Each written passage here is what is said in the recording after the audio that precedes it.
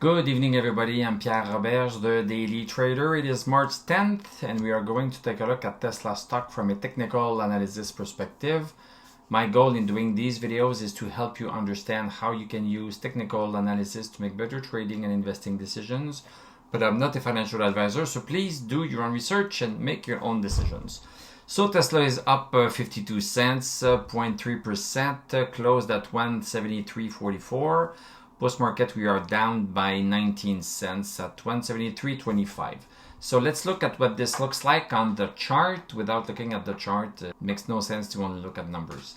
Okay, we have a red candle. This is pretty much, I would call it an undecided candle. We have the same length of wick at the top, then at the bottom. So we are going to see on the 1 hour chart that basically the stock went up, went down, and stayed in the middle. What I like to see is that we are pretty much confirming the support at 167.60. We are confirming it. Look at how close we came to it. So we might be stabilizing here a little while. It's true that we have been coming down since February 28th. We came down, we came back up a little bit, but we are continuing down. Let's take a look at the 1 hour chart right here. So on the 1 hour chart, how did today happen? So we opened lower, we opened higher right here. So we opened higher than where we closed yesterday.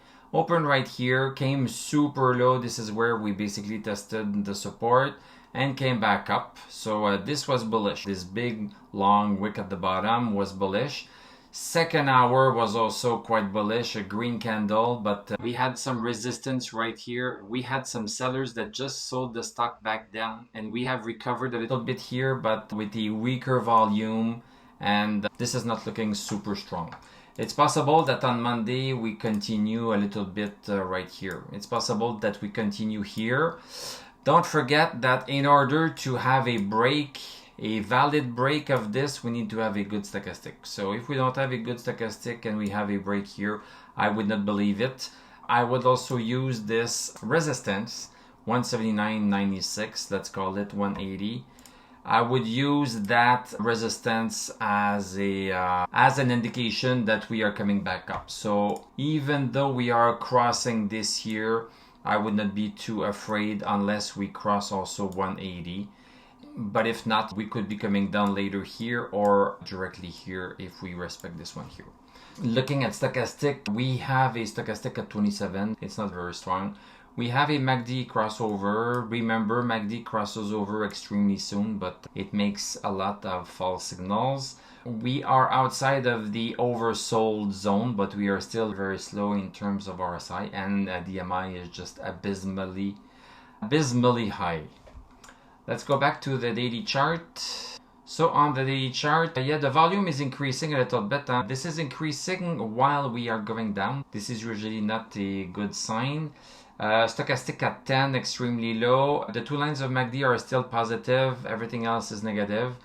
If we take a look at the news briefly that we have here about Tesla, there's a market chatter that mentions that Tesla is facing 3 allegations filed by the Association for Nature and Landscape in Brandenburg over concerns surrounding Gigafactory Berlin, blah, blah, blah, blah, blah. I would not pay too much attention to that. The environmentalists there in Germany have been complaining at every step of the construction of the Gig Berlin factory. So I think this is a nothing burger. Let's take a look at the VIX a little bit. So look at this. VIX is increasing incredibly. So we are up 2.19. That's 9.69%. Close at 24.74. There's a lot of fear in the market right now. A lot of fear. The options premiums are increasing just because of the fear itself. So this is not good for the stock market. Let's take a look at what happened with Dow Jones. Dow Jones is continuing its way down. Very low stochastic at 495. S&P is back into its major downward channel that it has been in starting in November, at the end of November of 2021. So it's back into this downward channel. That's quite impressive in itself. Stochastic is at 4. Nasdaq Composite is also tanking pretty bad. It's going to take a while until it comes back into its big downward support. I'm going to make it a little bit easier to see because maybe we are going to need that support very soon, and it's back into its very tight downward channel. So things are falling down all over the place. So if we recap a little bit, did we make a good move? Let's just recap and see what happened. We had a big move up. We had a congestion zone that was formed, and we were still into this upward channel. And when we got outside of this upward channel, things were a little bit more risky. As soon as we got outside of this bullish channel, things were riskier. But we could have still bounced on 187.41. We had lost stochastics, so we only had support to hold us there, but it could have worked. But then as soon as we started to break that, then it was the time to pull the plug. It was the latest moment to pull the plug.